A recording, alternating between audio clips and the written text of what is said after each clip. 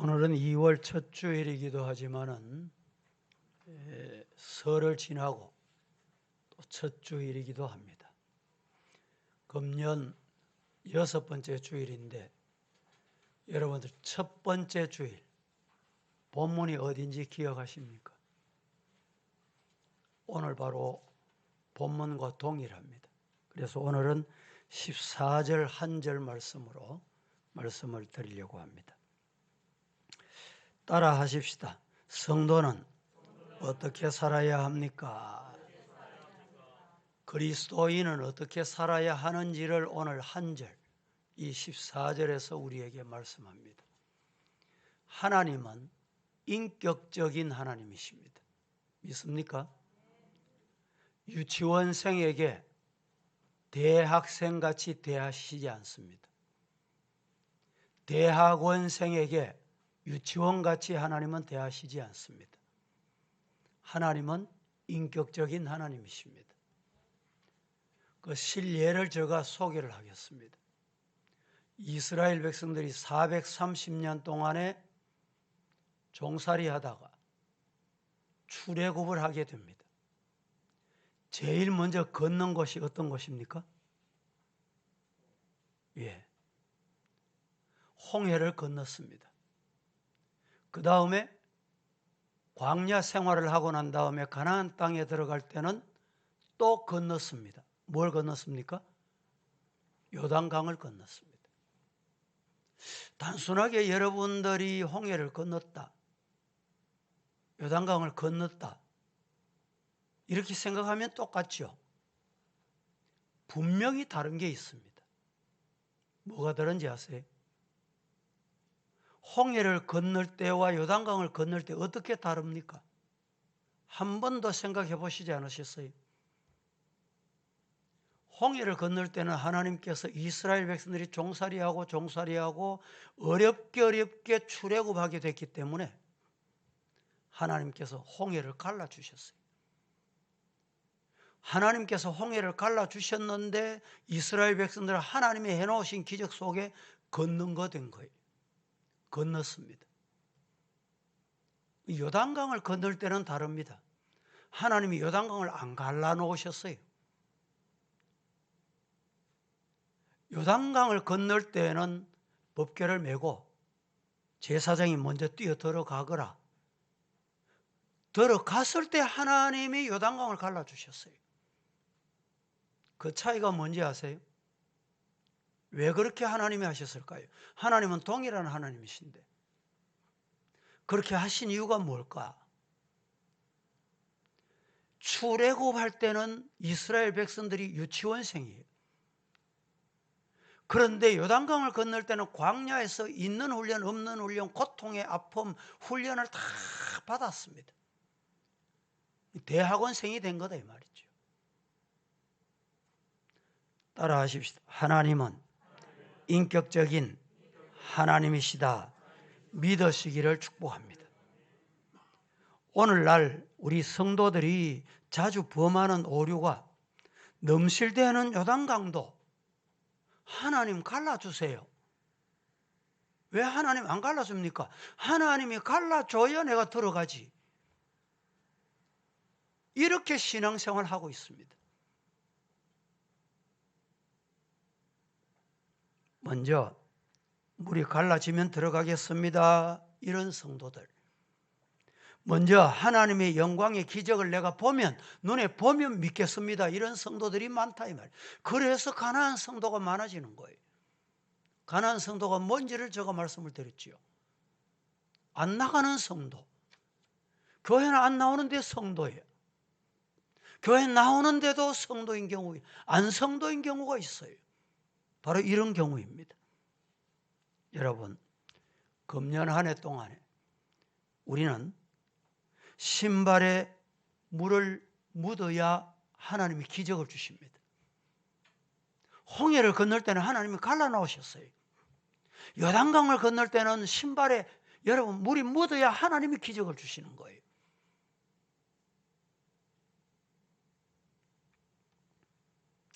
질병의 강물, 정신적 우울감, 막연한 두려움에 강물, 이 물을 묻혀야 여러분 하나님이 강물을 나누어 주십니다. 세계적으로 유명한 변화 심리학자 중에 최고 권위자라는 사람이 있습니다. 이 사람이 누구냐 하면 앤서리 라빈스라는 사람이에요. 이 사람이 내 안에 잠들어 있는 거인을 깨워라, 이 책을 베스트셀러로 2판, 8판까지 출판을 하고 그 다음에 또다시 재판을 만들어낸, 보안판을 만들어낼 정도로 이 책이 유명한 책입니다. 이 책은 자신이 실제적으로 체험한 것을, 자신이 직접 체험한 것을 기록해 놓았기 때문에 더 놀랍게 이 베스트셀러가 됐습니다. 가난한 사람들이 사는 10평의 독신 아파트에 끼니를 걱정하면서 살았던 사람입니다. 배우지 못한 절망감, 누구에게도 인정받지 못하는 열등감, 이러면서 하루하루 먹어야 되나, 살아야 되나, 내가 왜 살아야 되노, 이렇게 살았습니다. 차비가 없어서 어디 가려고 해도 먼 길을 갈 수가 없는 이런 형편이었습니다.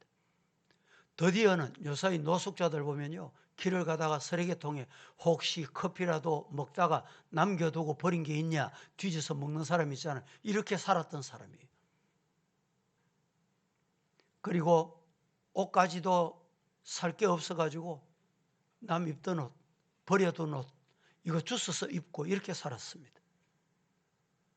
그런 사람이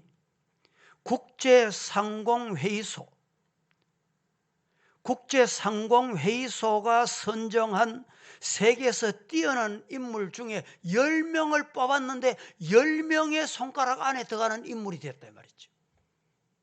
놀랍지 않습니까? 어떻게 그렇게 될 수 있을까요? 지금은 수백만 달러짜리 고급 주택, 저택에 삽니다. 한마디로 자가용 비행기까지 가지고 있습니다. 전용기가 있다, 이 말이죠. 그리고 많은 청중들에게 강의하기 위해서 자기의 성공 간증을 하면서 다닙니다. 그는 자신이 이렇게 된 중요한 계기가 있다. 그게 뭐냐? 가나안 빈민굴에서 내 인생을 끝마치기에는 너무 억울하다. 나의 모든 것을 바꾸겠다. 요겁니다. 내 마음을 바꾸고, 내 생활을 바꾸고, 내 언어를 바꾸고, 내 삶을 바꾸겠다 시작하게 된 거예요. 결심하게 된 겁니다.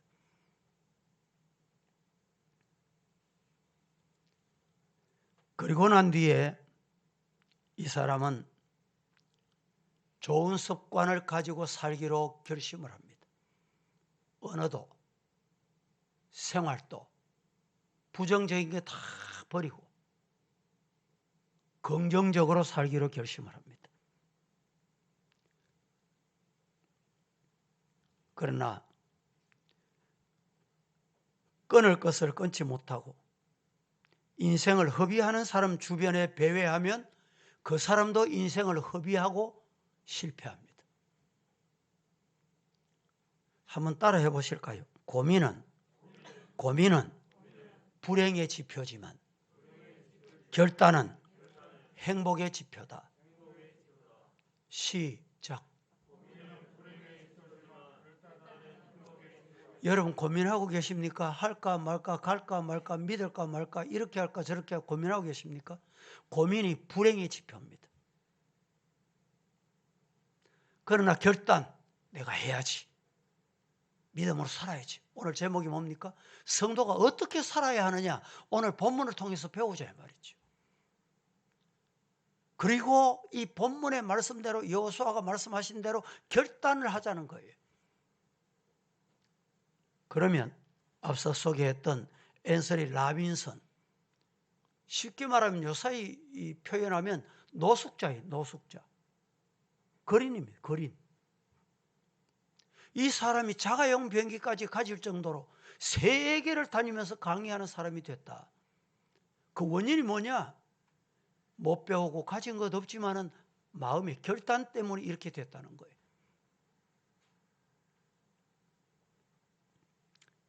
역사상 위대한 인물들은 비인격적인 사람들도 있습니다.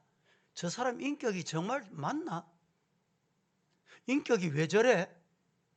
이런 비인격적인 사람도 있습니다. 우리 주변에도 보세요. 대기업에서 뭐 갑질을 한다, 소리를 지르고 밑에 사람에게 뭐. 그런데 그 사람이 어떻게 그렇게 됐을까? 여러분 궁금하지 않습니까? 인격이 조금 모자라. 조금 부족해. 배운 게 좀 부족해. 그런데 어떻게 그렇게 됐냐? 한 가지. 결단이 빠르다는 거예요. 그 결단이 인생을 바꾼다. 성도 여러분, 오늘 우리는 하나님 앞에 금년에 믿음으로 살기로, 말씀 따라 살기로, 오늘 주신 말씀을 내가 가슴에 붙잡고, 왜 제가 첫째 주일에 이 말씀을 가지고 나는 여호와만 섬기겠다. 한 달이 지났습니다. 어떻게 믿고 어떻게 살아오셨습니까? 남은 11달을 여러분 어떻게 살고 싶습니까? 정말 믿음으로 결단하자는 거예요. 오늘 본문 24장 14절에 여호와를 경외하며 온전함과 진실함으로 그를 섬기자. 여호와를 경외하고 여호와를 섬기고 온전함과 진실함으로 여호와를 섬기자. 경외함으로 섬기고 온전함으로 섬기고 진실함으로 섬기자. 이 결단이 중요하다 이 말입니다. 말씀을 나누어서 말씀을 드리겠는데, 첫째, 성도는 하나님을 경외하며 살아가야 합니다. 14절 같이 한번 봉독하겠습니다. 시작.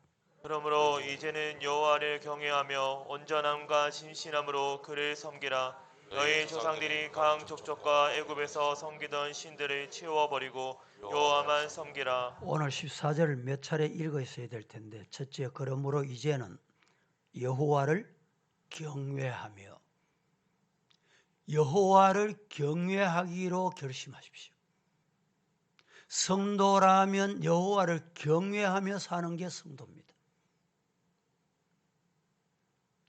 여기에 경외한다, 여호와를 경외하며 살자, 경외한다는 말의 원어의 뜻은 두려워한다, 무서워한다, 이런 뜻이 담겨 있습니다. 경외란 존경하기에 두렵다. 하나님께서 너무나 크고 위대하시기 때문에 생기는 두려움, 이 말입니다. 이것은 경외심이라고 말할 수 있습니다. 하나님께서 인간을 왜 만드셨습니까? 여호와를 경외하며 그만 섬기고 그를 기쁘시게 해드리도록 하시기 위해서 인간을 만드셨다. 사람 만드신 목적이 여기에 있습니다. 여러분, 정말 여호와를 경외하시고 계십니까? 경외하는 믿음의 성도였습니까? 22년 금년에는 여호와만 경외하는 성도가 되시기를 예수님 이름으로 축원합니다. 출애굽기에 보면 이스라엘 백성이 애굽에서 430년 동안 종살이 했습니다. 이때 하나님의 은혜로 종살이 하는데도 하나님이 복을 주셔가지고 애굽 사람은 안 되는데 종살이하는 이스라엘 백성들은 얼마나 건강한지, 얼마나 자녀도 잘 놓는지. 드디어는 종살이하는 이스라엘이 더 번성해져 가지고 이제는 애굽 사람이 위협을 느낄 정도로 숫자가 많아졌어요. 바로 왕이 두려워했습니다. 어쩌면 좋지? 악법을 꺼냈습니다. 악법을 만들었어요. 그 악법이 뭐냐? 이스라엘 백성들은 자녀를 낳으면 남자는 다 죽이보라.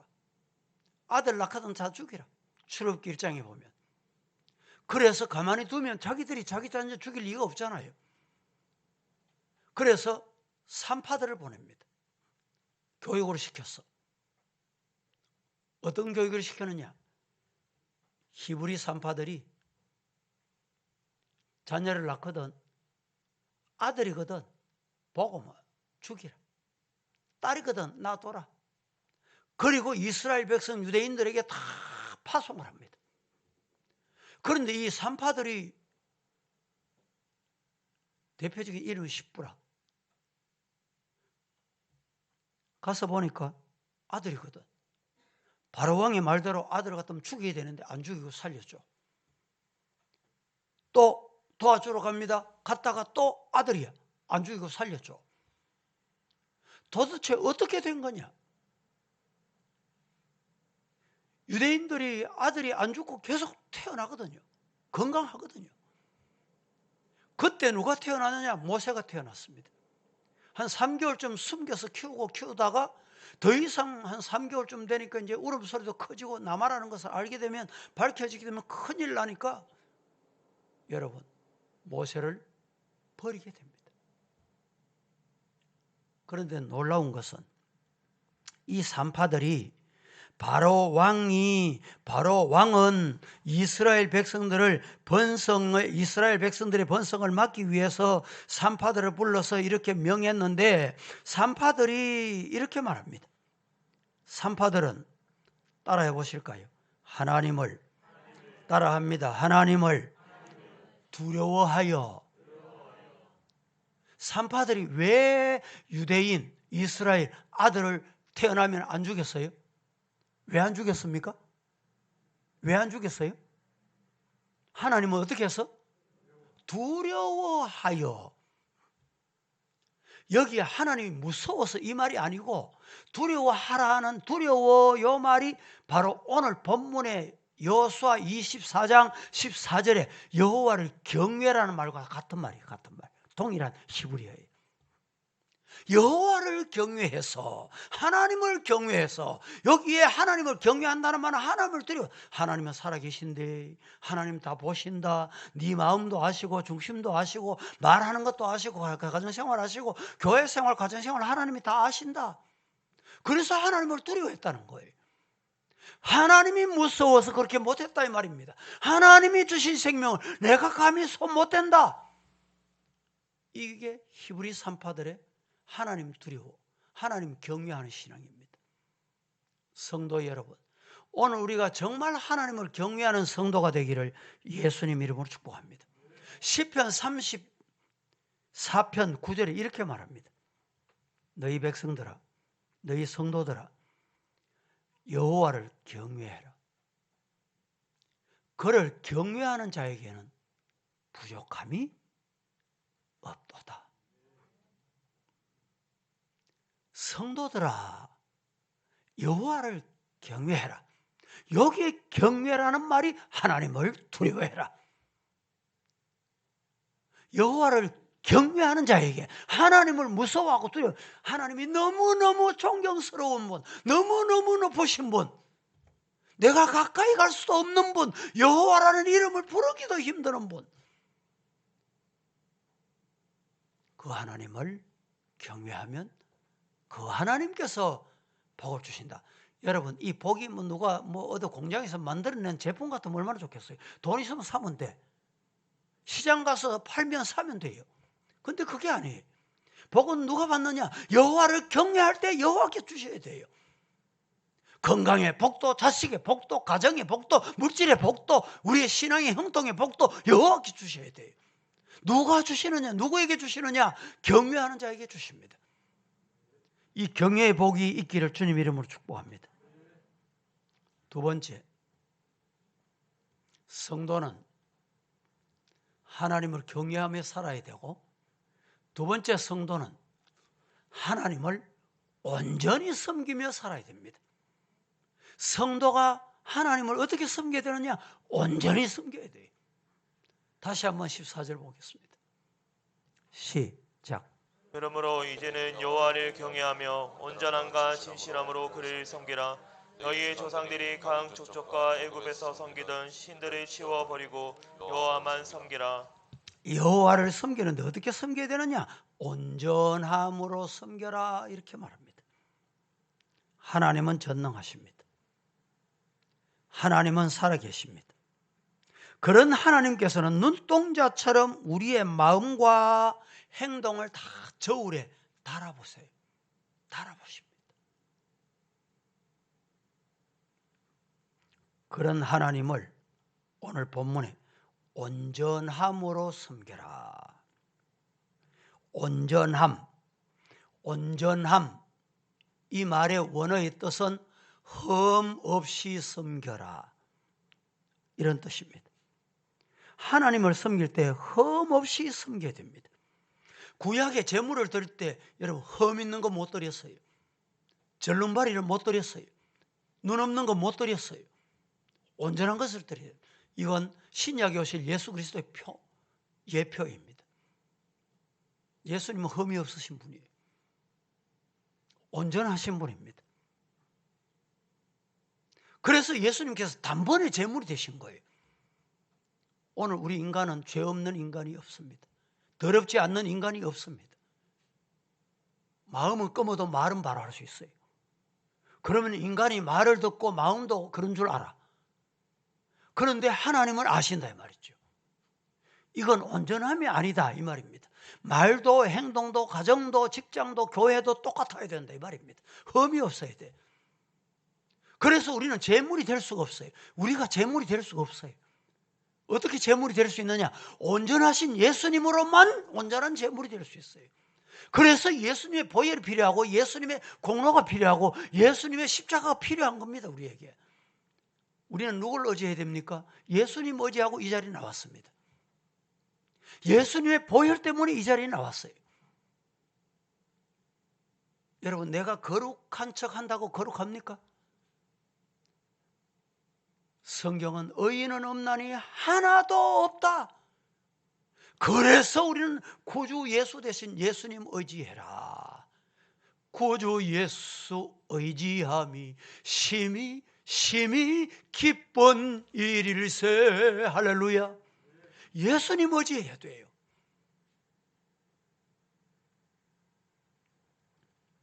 우리가 주일 예배는 여기 1시간을 드립니다. 그런데 세상에 나가서는 일주일, 하루 24시간, 일주일 계산해 보세요. 몇 시간입니까? 예배는 드리고 난 다음에 일주일 여세 동안에 24시간을 내 마음대로, 그러면 온전함이 있을 수가 없습니다. 첫째, 언어가 온전해야 돼요. 둘째, 가정생활이 온전해야 돼요. 셋째, 사회생활이 온전해야 돼요. 넷째, 교회생활이 온전해야 돼요. 일치가 돼야 돼요. 오늘 우리가 예배 드립니다. 예배 드릴 때 여러분들 헌금을 하시잖아요. 헌금도 호주머니 손 넣어보고 뭐 나오면 있고 있으면 드리고 없으면 안 드리고, 이 온전한 헌금이 아닙니다. 예수님께서 여인의 엽전을 왜 칭찬하셨느냐? 이 여인이 하나님, 나는 드릴 것 없고 엽전 한 푼, 이게 내 전 재산입니다. 이 온전함이에요. 온전함. 그래서 옛날에 우리 부모님들은 야야 헌금은 그냥 드리면 안 된대 이래가지고 이 지폐 1,000원짜리, 옛날에는 뭐 100원짜리 있었으면 지폐가 있었잖아요. 이것도 호주머니에 꼬깃꼬깃 넣어 있다가 가져가는 게 하고 다리미 해가지고, 이게 온전함의 예물인 것입니다. 찬송할 때도 마찬가지입니다. 찬송도 내 기분 좋으면 부르고 내 기분 안 좋으면 안 부르고 내 감정이 맞추어 부르면 여러분 이게 온전한 찬송이 아니에요. 여러분 오늘 주일 예배를 드리러 오셨습니다. 예배 드릴 때 물론 주의 종 목사를 통해서 설교할 때 은혜 받으세요. 은혜 받으시기를 축복합니다. 그런데 중요한 게 있어요. 예배는 은혜 받기 위해서 오는 게 아니라는 거예요. 은혜 받는데 목적이 있는 게 아닙니다. 이러니까 목사 설교에 따라서 은혜를 받고 못 받고 이러면 안 된다 이 말이죠. 목도부터 모든 예배 속에 들어있는 모든 예배가 하나님께 영광이 돼야 돼요. 이게 온전한 예배입니다. 온전한 예배. 찬송도 기도도 내 생각대로 하고 내 마음대로 하고 공유할 수 없는 기도를 하고 이러면 여러분 온전한 예배가 안 돼요. 사도신경을 해도 다 같은 음성, 같이 보조를 맞추어서 같은 톤으로 이게 온전한 예배가 되는 것입니다. 성경 한번 보겠습니다. 고린도후서 9장 4절 다 같이 시작. 우리가 먹고 마실 권리가 없겠느냐? 4절만 하니까 너무 간단하지요. 혹시 마게도냐 사람들이 나와 함께 가서 너희가 준비하지 아니하는 것을 보면 너희는 고사하고 우리가 이 믿던 것에 부끄러움을 당할까 두려워해라. 하나님 앞에 온전함이 없으면 부끄러움을 당할까 두려워하는 마음으로 우리가 하나님 앞에 예물을 드려야 됩니다. 온전함은 하나님의 길만이 달려가는 것입니다. 그래서 바울 사도는 나의 달려갈 길을 마치고 믿음을 지켰으니 성경 한번 보실까요? 빌립보서 3장 12절에서 14절 시작. 내가 이미 얻었다 함도 아니요 온전히 이뤘다 함도 아니라 오직 내가 그리스도 예수께 잡힌 바 된 것 그것을 잡으려고 달려가노라. 형제들아 나는 아직 내가 잡은 줄로 여기지 아니하고 오직 한 일인즉 뒤에 있는 것을 잊어버리고 앞에 있는 것을 잡으려고 표대를 향하여 그리스도 예수 안에서 하나님 위에서 부르신 상을 위하여 달려가노라. 오로지 표대를 향해서 그리스도 예수 안에서 하나님이 위에서 부르신 부름의 상을 위해서 달려가는 것. 이게 온전함입니다. 우리 성도는 어떻게 살아야 됩니까? 온전함으로 섬기시기를 주님 이름으로 축복합니다. 세 번째, 성도는 첫째는 경외함으로 살아야 되고 둘째는 온전함으로 살아야 되고 셋째는 진실하게 섬기며 살아야 됩니다. 이게 성도가 살아야 할 방법입니다. 이 14절은 대단히 중요합니다. 한 번 더 봉독해 봅니다. 14절을 시작. 그러므로 이제는 여호와를 경외하며 온전함과 진실함으로 그를 섬기라. 너희 조상들이 강 족족과 애굽에서 섬기던 신들을 치워버리고 여호와만 섬기라. 이제는 여호와를 진실함으로 섬겨라. 진실함으로. 우리 성도는 진실함으로 살아야 됩니다. 여기에 진실하다는 원어의 뜻은 확고하다, 확실하다 이런 의미가 담겨 있습니다. 다시 말하면 하나님을 섬길 때 어떻게 섬겨야 된다고요? 진실함으로 섬겨라 이 말입니다. 확고하게 섬겨라. 오른쪽도 아니고 왼쪽도 아니고 앞도 아니고 뒤도 아니고 하나님도 아니고 세상도 아니고 마귀도 아니고 사탄도 아니고 이래 섬기면 안 된다 이 말입니다. 확고하지 못한 사울은 욕심을 이기지 못했습니다. 결국 불행한 종말을 맞고 말았습니다.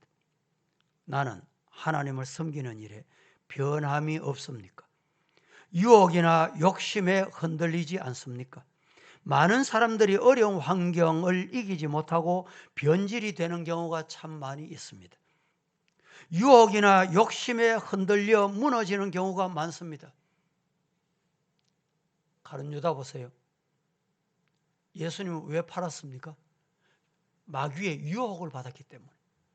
마귀의 유혹을 받아서 은 30 받아먹고 자기 스승을 파는 거예요. 데마가 데마가 왜 세상으로 갔습니까? 왜 세상으로 갔어요? 유혹을 받아 세상으로 간 겁니다. 왜 바울을 버리고 세상으로 갔을까요? 바울 따라가다가는 뭐 손해볼 것 같다. 뭐가 없다. 안 보인다. 안 되겠다. 이 유혹을 받은 거예요. 그래서 결국은 세상으로 갔습니다. 그러나 여러분 보세요. 다니엘은 유혹이 왔습니다. 시험이 왔습니다. 그래도 네 사자굴 속에 들어간대. 그렇게 무서운 위협을 해도 안 흔들린 거예요. 다니엘의 세 친구 보세요. 사드락, 메삭, 아벤느고, 누가 그렇게 기도하면 풀무불 속에 들어가는데 그 풀무불이 평소보다 7배 더 뜨겁대. 그러다가 여러분 보세요. 이 다니엘 세 친구 사드락, 메삭, 아벤느고를 풀무불 집어넣던 군사들이 다 죽었습니다. 그런데 이 사람들은 다 죽게 해놨어요. 하나님께서 그들을 지켜주신 거예요. 세 사람을 불 속에 집어넣었는데 네 사람이 불 속에서 빙글빙글 머리털 하나 상하지 아니하고 어떻게 그리 됐을까요? 하나님께서 흔들리지 않는 사람을 붙잡아 주시는 거예요. 이런 성도 되기를 주님 이름으로 축복합니다. 황해도 소래 마을이 복음화가 이루어진 것은 서상륜이라고 하는 유명, 그 당시는 성도입니다. 서상륜. 우리 한국에 나온 참 훌륭한 장로님들 많습니다. 이분이 나중에 장로님이 됐는데 이분의 공로가 어떠냐? 기록에 보면요. 교회를 짓는데 교회를 짓다가 돈이 모자라. 그래서 이 서상륜, 그 당시 평신도. 자기 집에 나는 아래처에 가서 살아도 되고 자도 되고 하니까 내 본체, 교회를 그때는 기와로 지었거든요. 기와로. 교회 기와 올릴 게 없어. 돈이 없어가지고. 그래서 자기 집 본체 기와를 뜯어가지고 예배당을 지었습니다. 예배당을 덮었어요. 우리 한국 교회가 오늘 이렇게 된 건 그냥 된 게 아닙니다. 이런 신앙인이 있었기 때문에 그랬어요. 이게 온전함이, 진실함이, 기도하고 똑같은 거예요. 기도한 대로 해야죠. 그렇게 되시기를 주님 이름으로 축복합니다. 1885년 우리나라 최초 소래교회가 세워진 거, 지금 총신대 신대원에 가면 이 소래교회가 저 북쪽에서 세워졌기 때문에 그 모형을 그대로 가져와서 모형을 따서 소래교회를 지어놨어요. 물론 그 당시에 뭐 목자나 그 당시에 뭐 기와는 아닙니다만 그 모양 그 형태 그대로 지어놨어요. 복구를 해놨습니다. 여러분, 우리 한국 교회가 세계가 놀라운 사도행전 역사는 그냥 이루어진 게 아닙니다. 기도하겠습니다. 거룩하신 하나님, 은혜를 감사합니다. 오늘도 저희들 이 한 해 동안에 어떻게 살아야 할지를 말씀을 통해서 우리에게 주셨습니다. 주신 말씀에 아멘하고 이 시간에 내려가려고 합니다. 여호와를 경외하는 섬김, 온전히 섬김, 진실함의 섬김이 우리의 금년 한 해 신앙 안이 주님 부르실 때까지 이어지게 하옵소서. 예수님의 이름으로 기도합니다. 아멘.